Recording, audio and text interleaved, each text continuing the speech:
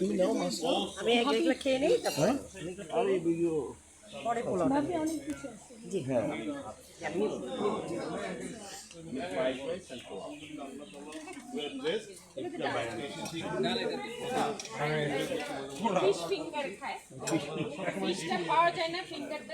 সবাই আমরা দেখছি অবশ্যই দোয়া করবো এবং কোনালকে দেখতে পাচ্ছি যে এই মুহূর্তে খুব ব্যস্ত।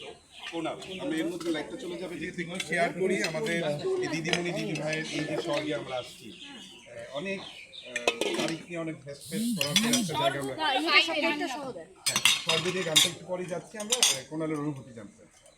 অনুভূতি ফ্যান্টাস্টিক এবং শাবনা চাপা, নাইম ভাই এবং মামুনি তারা মিলে এত সুন্দর একটি আয়োজন করেছে।